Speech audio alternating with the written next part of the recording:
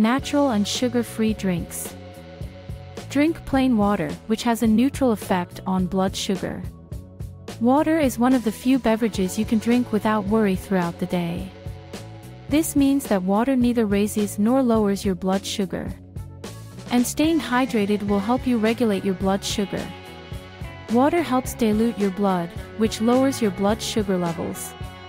In terms of daily intake, the National Academies of Sciences, Engineering, and Medicine recommends drinking half an ounce, Oz, to 1 ounce of fluid, such as water, for each pound of body weight.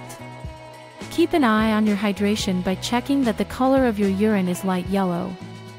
Drink 1 8-ounce glass of water for every other beverage you drink that contains sugar substitutes or caffeine. Shake things up with sparkling water or by squeezing lemon or lime juice into your glass. Drink cow's milk, which also provides protein and calcium.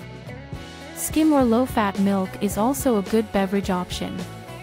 But it must be counted toward your carb total for a particular meal or snack. 1% milk also provides 305 milligrams of calcium, which accounts for about 23% of the daily value. Be aware that non-dairy milk options, such as almond milk, may have added sweeteners and flavorings. They also often lack the blood sugar stabilizing protein of cow's milk.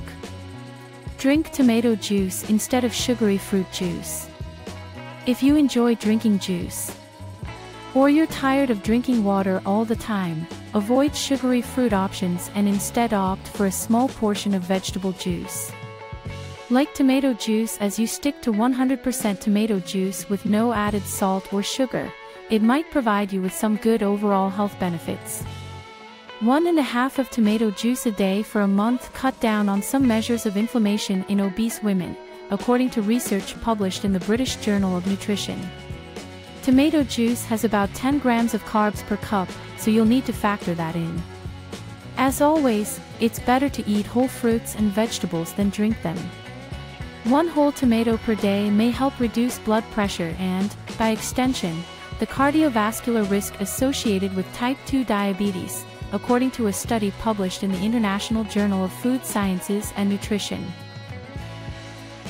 Drink artificially sweetened drinks, maybe. Drinks with artificial sweeteners, such as diet sodas, remain a controversial topic. On the one hand, drinks with artificial sweeteners can be a calorie-reducing alternative to sweetened drinks. I do endorse artificially sweetened beverages for the purpose of controlling blood sugar and weight. Zero carbohydrates and low calorie counts. They may be a good alternative to soda and juice sweetened with traditional sugar, according to the Mayo Clinic, several hundred to several thousand times more intense than natural sugar. An article published in Trends in Endocrinology and Metabolism notes that eating artificial sweeteners may cause brain changes that trigger overeating. Drink unsweetened coffee and tea, in small amounts. Feel free to drink tea and coffee, hot or iced, in moderation. Your best bet is to stick to unsweetened coffee or tea, but if you have to add something, look for low-calorie sweeteners. That any milk, cream, or creamer you add to your drink must be counted as part of the carbohydrates in your diet. If you enjoy syrup flavors in coffee drinks, look for sugar-free variations. Rather than adding sugar, tea can be flavored with lemon juice. 33% less likely to develop type 2 diabetes than people who consumed less than 1 cup of either beverage per week. Drink 100% fruit juices.